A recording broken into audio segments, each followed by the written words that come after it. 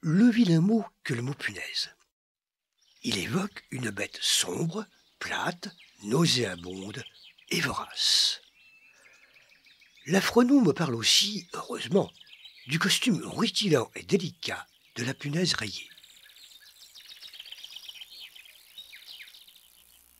Notre punaise, le Pyrrhocoraptère, porte la même livrée. Mais chez lui, le rouge du sang et le noir de la mort évoquent ces effrayants masques qu'arboraient les danseurs de Nouvelles Hébrides. Le Pyrrhocoraptère, qui comme son nom l'indique n'a pas d'ailes, a un cousin qui lui ressemble à s'y méprendre. Caprice de la nature, ce dernier possède des ailes et s'en sert. Le Pyrrhocore est frileux.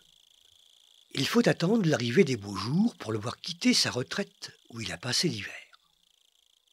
Il n'est pas le seul à profiter des rayons du soleil. Coléoptères et papillons sont aussi au rendez-vous.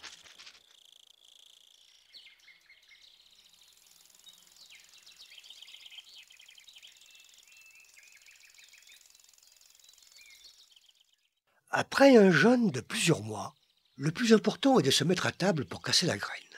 Ou, plus exactement, de la piquer dans le cas de notre punaise qui est un insecte suceur.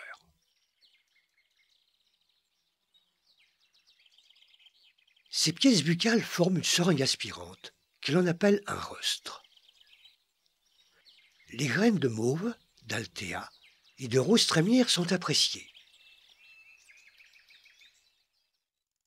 La chaleur et le soleil sont des foyers d'attraction pour les pyrrhocores qui sortent de plus en plus nombreux. Ils vivent en groupe, mais ne forment pas de vraie société. Dans leur monde, c'est chacun pour soi. Qu'un de leurs congénères passe brutalement de vie à trépas, il est consommé.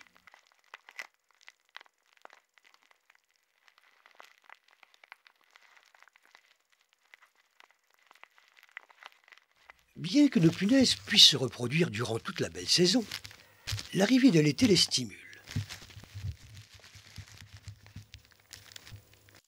Elles ignorent tout de la pudeur et ne se cachent pas pour consommer leurs noces. Elles peuvent, ainsi agrafées, vaquer leurs occupations, mais avec la contrainte que si l'une avance, l'autre doit suivre à reculons.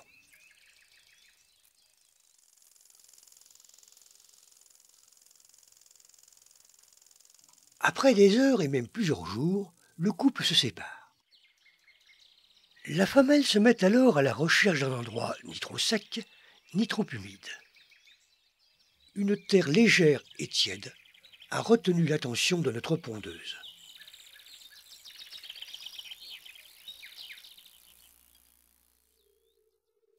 Ses œufs mesurent moins d'1 millimètre. Dans ces minuscules creusets, une vie va prendre forme en 2 ou 3 semaines.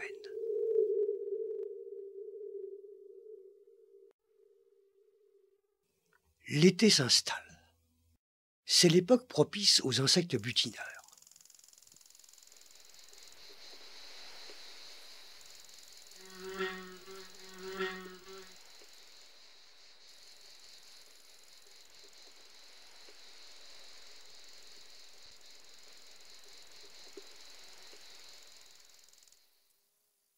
Pendant que ceux-ci travaillent sous un soleil implacable, dans le sol, à une dizaine de millimètres, les œufs de notre punaise changent de couleur.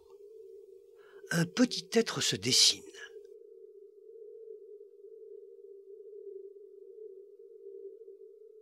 Les uns à la suite des autres, les œufs cèdent et lentement les bébés pyrrhocores s'en extirpent.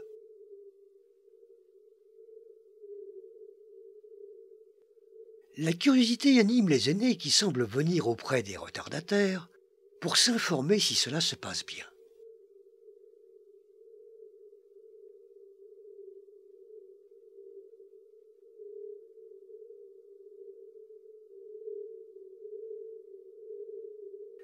Quelques minutes de repos suffisent pour que nos poupons partent à la découverte de leur monde. Au terme de quelques jours, ils ont pris des couleurs et suffisamment de force pour faire leur toilette et chercher leur pitance. Si ils ressemblent déjà à leurs parents, c'est qu'ils ne font pas comme le papillon. Ce dernier donne naissance à une chenille qui grossit en changeant de peau. À un moment donné, elle se met en chrysalide. Après une profonde transformation, le papillon en sort. Pour les hémiptères, dont font partie les pyrrhocores, une simple succession de mues les conduit à la taille adulte.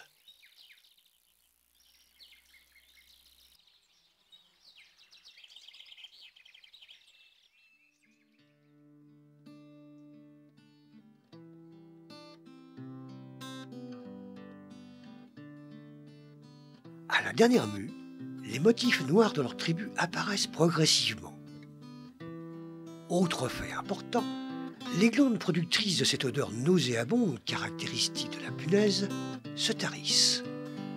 L'adulte n'exhale plus ce parfum redouté quand il est inquiété. Voilà un détail bien fait pour valoir notre sympathie au peuple des pyrrhocores.